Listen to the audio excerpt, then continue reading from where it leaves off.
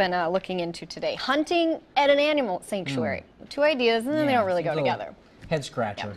But soon this might happen at the Tualatin River National Wildlife Refuge. Some are in favor of a limited bird hunting program for kids.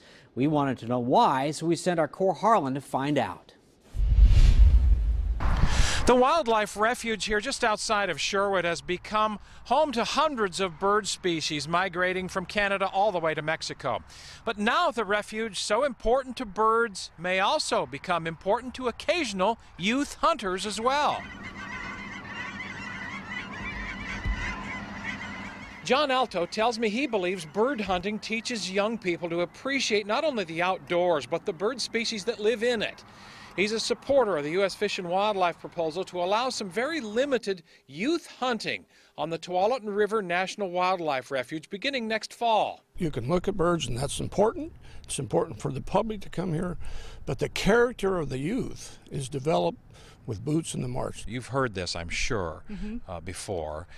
People who see the name Bird Refuge, and then in the next sentence they talk about a place where maybe we could hunt birds at the refuge. It sort of sounds oxymoronic. I've had somebody say that to me today. What do you guys say to that?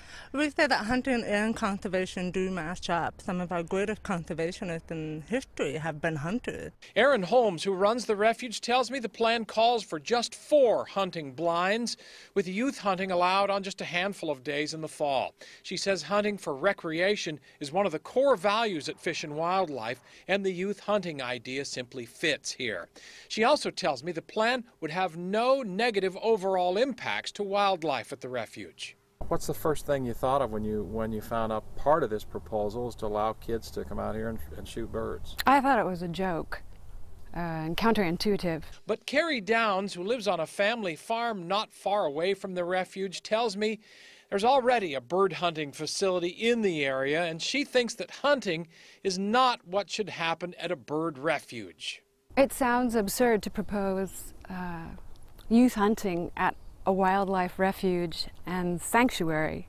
The comment period ends today. Fish and Wildlife managers hope to have a final plan in place for limited youth hunting at the refuge by next fall's bird migration.